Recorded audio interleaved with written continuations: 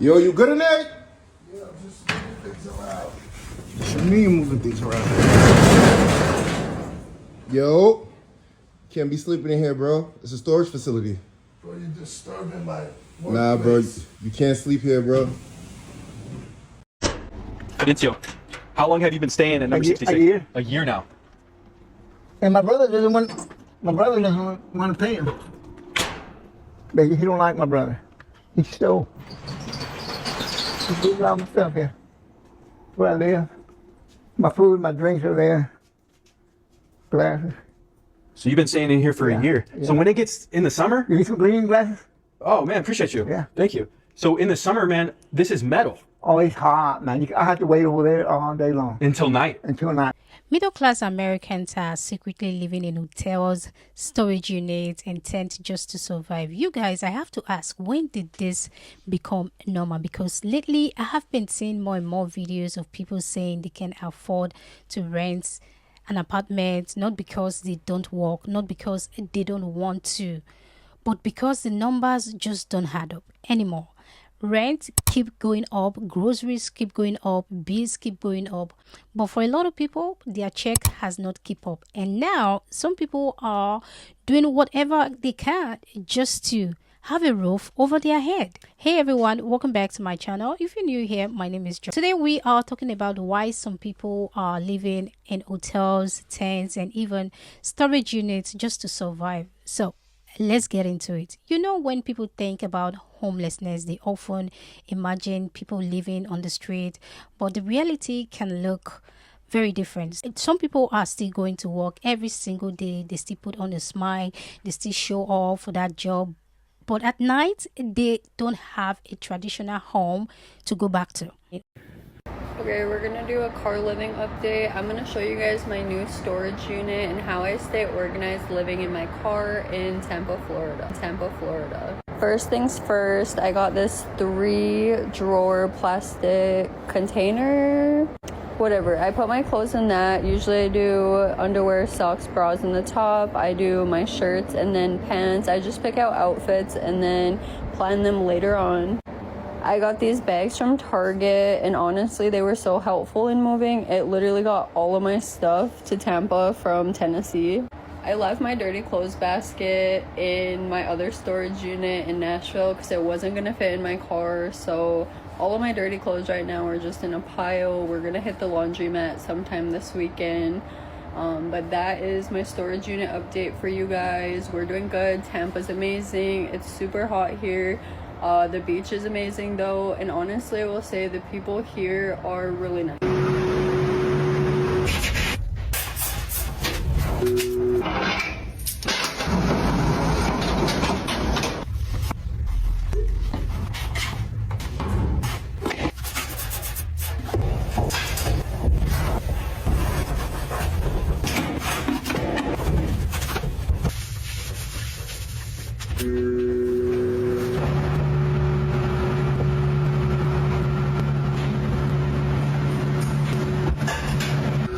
That's the finished product, y'all.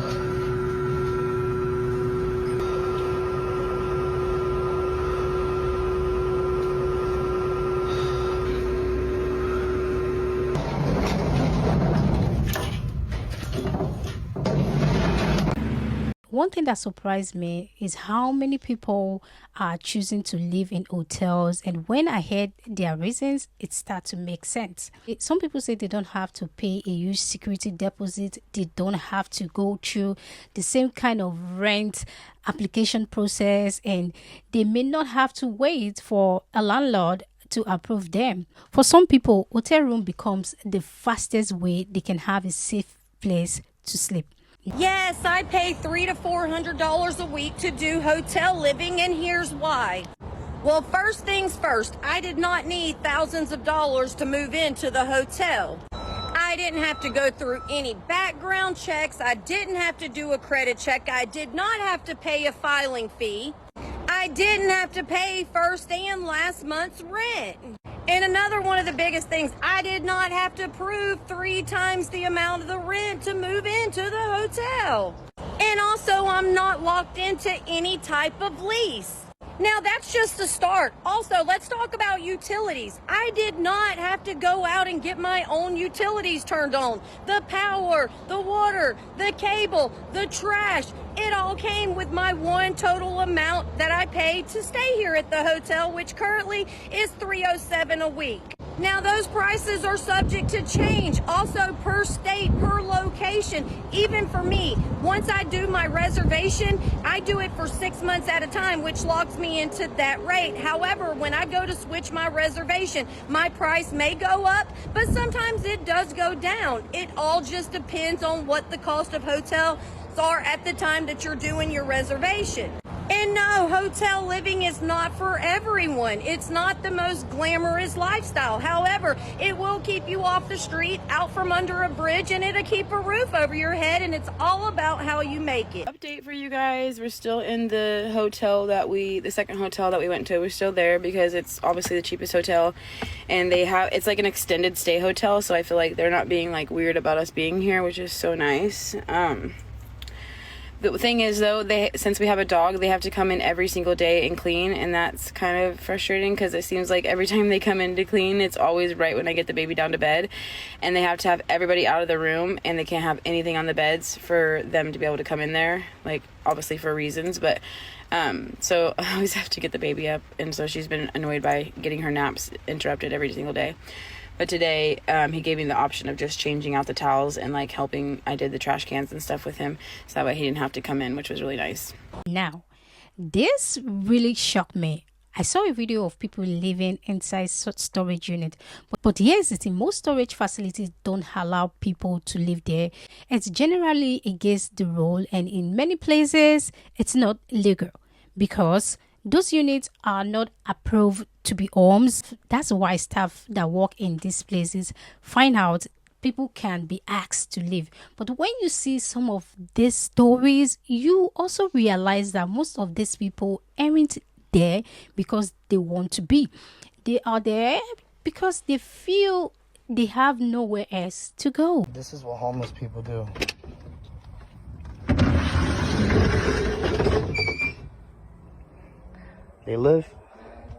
They try to live in here, but we gotta kick their asses out.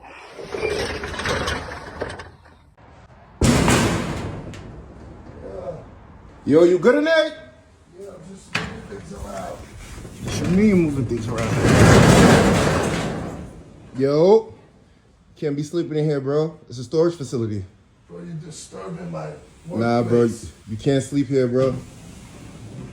This tenant has been evicted from their storage unit because they were trying to live inside their storage unit, which is why all their stuff is here and they're packing it up right now. The way we figured out that this tenant was living on site is there's a few different things that we watch. When we check keypads, we see who is staying after access hours, and this tenant had done this multiple times. We also noticed that this tenant was leaving items outside of the unit and in the exterior hallway that were there. Soon after these things happened, we saw on the keypads and also the cameras that the tenant had stayed overnight, entered the facility at 8:08 p.m., and exited the facility the next day at 2:08 p.m. I sent out a warning to the tenant and I said, hey, we don't allow living on the property at all. That's against your lease. I quoted the lease in there.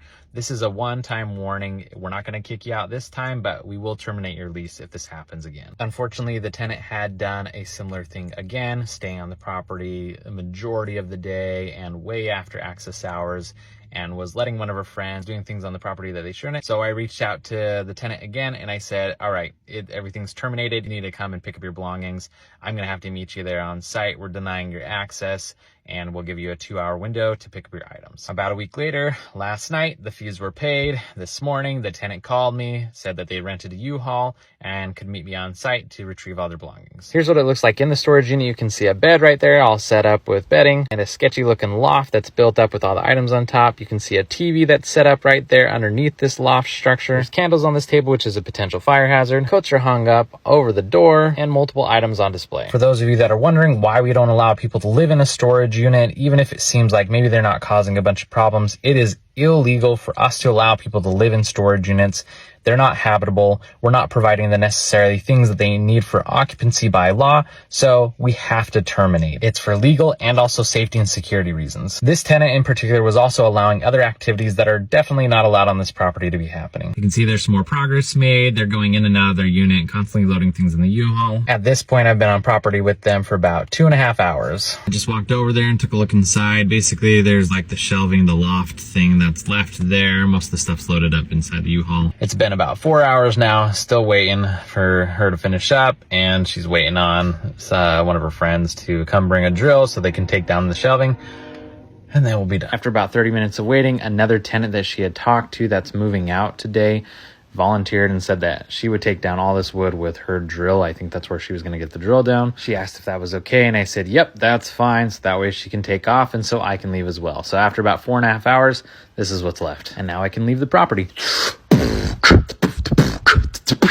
And then there's the tent. This is something we are seeing more of. People setting up tents on that bridge, in park, on empty land, or anywhere they can find a little bit of safety. And honestly, it is sad. Most people don't dream of living in tent because they run out of options, their job, their medical emergency.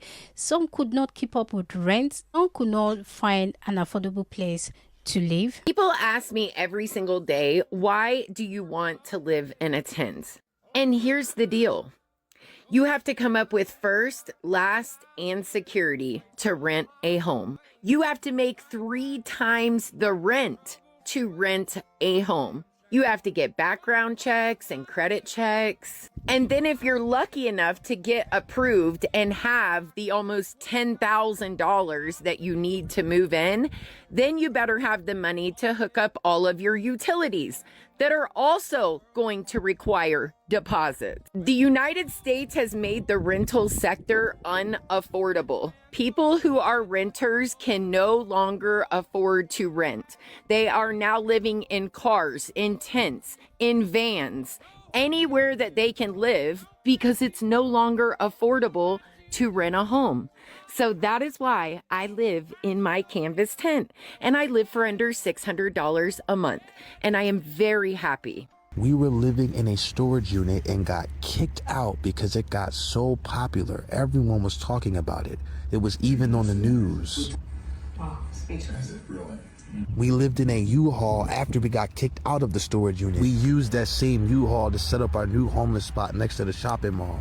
There were no private property signs, but someone owned this land and kicked us off. So then we moved into a hotel, and then we got evicted from that, and we're homeless again. This is our second time being homeless. We know how to survive, and we're gonna stay out here until we save up enough money to where we pay off all our debt and get a tiny home. We gotta raise our credit really high. So it's not just about money.